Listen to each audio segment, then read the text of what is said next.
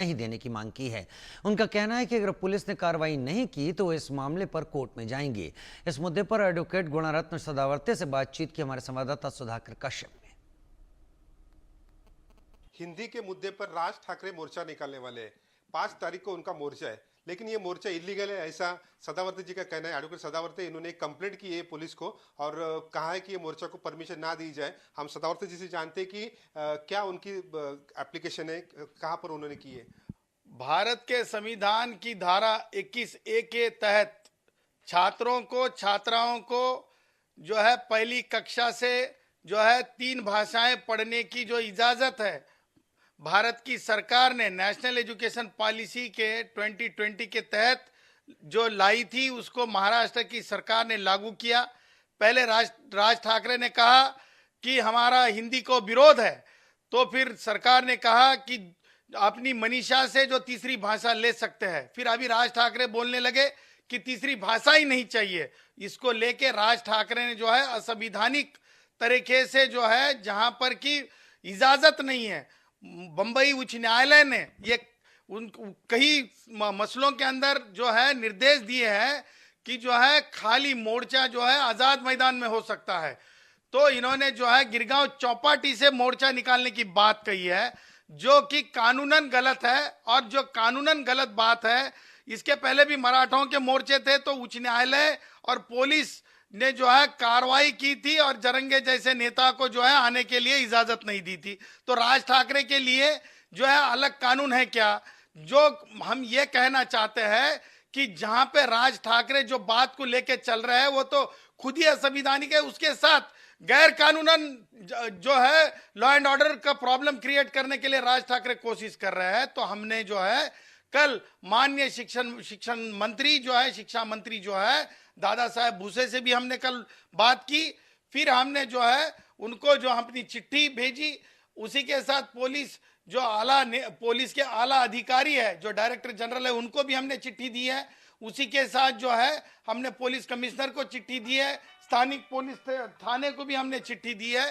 कहने का मतलब यह है कि जो है किसी भी तरह से गैर कानूनी हिसाब से जो है राज ठाकरे मोर्चा नहीं निकाल सकता। राज ठाकरे की बहुत हो गई है। क्या करते हैं राज ठाकरे, उद्धव ठाकरे? ये उद्धव ठाकरे ही जो है जो आज फिर बोल रहा है कि राज ठाकरे के साथ मोर्चा में शामिल होगा।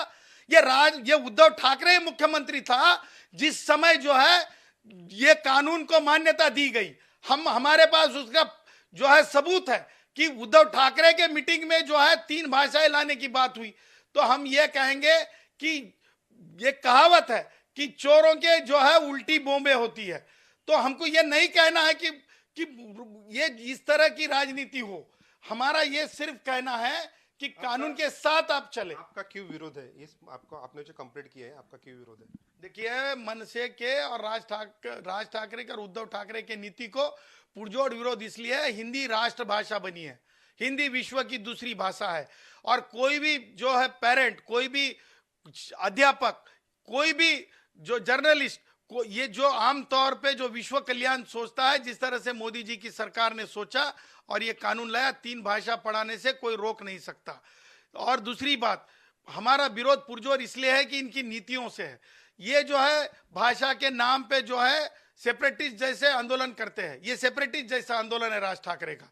देखिए, टैक्सी वालों को हिंदी भाषा के ऊपर मारपीट करते हैं, फिर कहाँ चले जाते हैं, मॉलों के अंदर जाके बहनों को सताते हैं, वहां पर उसी तरह की अपनी दादागिरी करते हैं, बैंकों में जाके दादागिरी करते हैं। ये सारे चीजों के मद्देनजर इनकी नीतियां जो है संविधान के विचारों के विरुद्ध है। और हम आपसे ये कहेंगे कि 16 जून 2025 से जो है कानून लागू हुआ है।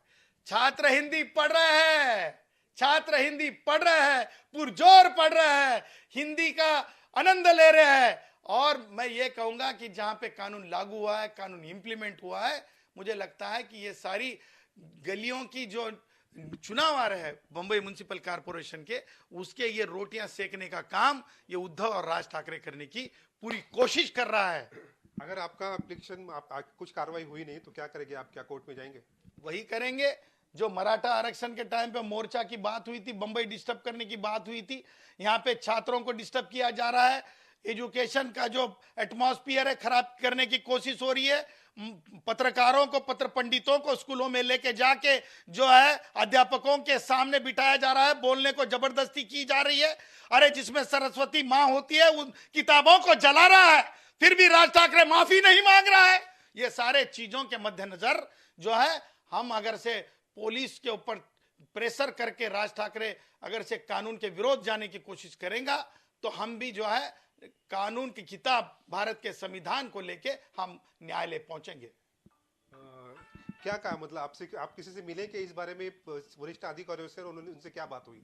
देखिए, हम जो है माननीय मंत्री महोदय से हमारी बात रखे हैं और हम सरकार से यही गुजारिश करेंगे कि देखिए पुलिस यंत्रणा को और जो शिक्षा विभाग के जो आला अफसर है उन्होंने इस बात में ध्यान देना चाहिए।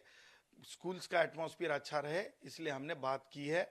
अधिकारियों से भी हम संपर्क में हैं, माननीय मंत्री जी से भी हम बात की है और पुलिस से हम गुजारिश करेंगे कि जल्द से जल्द जो है इसके ऊपर बात रखे, क्योंकि राष्ट्रवादी कांग्रेस के जो आला नेता है, जो बड़े बुजुर्ग है, उन्होंने भी कहा है कि पालकों के ऊपर यानी पेरेंट्स के ऊपर शरद पवार ने कहा है कि ये बात को छोड़ा जाए। महाराष्ट्र के अंदर 95% स्कूलों के अंदर छात्र और जो पेरेंट्स है उन्होंने हिंदी को स्वीकारा है। तो मैं ये कहना चाहता हूं कि अलबेल है, जो विरोधी है शरद पवार के साथ समझ लो उद्धव है, उद्धव के साथ समझ लो अभी राज है और राज के साथ समझ लो कांग्रेसी है। ये सब है ना, ये जो है अभी आने वाले चुनाव की जो है सरगर्मियों के नतीजे है। हम यही कहेंगे कि हिंदी पढ़ रहे हैं और हिंदी पढ़ेंगे। 5 जुलाई को मोर्चा है, दोनों भाई एक मुद्दे पे एक आ रहे हैं, एक साथ उन दोनों की रैली हो रही है, मोर्चा हो रहा है। दोनों पार्टी जो है अपनी ताकत दिखाने की कोशिश करेंगे। दोनों पार्टी एक साथ आ रहे हैं, उसके बारे में आप क्या कहेंगे? अरे इनकी ताकत तो खोखली हुई है। अरे देखिए है ना, वो राज ठाकरे का पार्टी का कोई मान्यता है क्या? कितना % वोट लिया है उसने लोकसभा में, विधानसभा में तो उसका कुछ बचा है क्या? अरे अभी खाली गलियों में बचा है। तो ये दोनों इकट्ठे आके भी कुछ नहीं होना है। अरे भैया, हिंदी को विरोध करोगे हैं, जो है जो साधु संतों का अपमान करोगे, गंगा मैया के ऊपर गंदी गंदी बातें करोगे और खाली आंख के ऊपर भगवा ओढ़ोगे, तो कोई जो इस तरह की गंदी राजनीति धर्म के साथ हो नहीं सकती है। इसलिए इनके साथ ना तो धर्म है, ना तो साधु संत है, साधु समाज है, ना तो हिंदू राष्ट्र का कोई इंसान है, कोई आदमी है। ये तो खोखले हुए हैं, इनके साथ कुछ नहीं है। ये जो है ना डब बन चुके हैं। Thank you.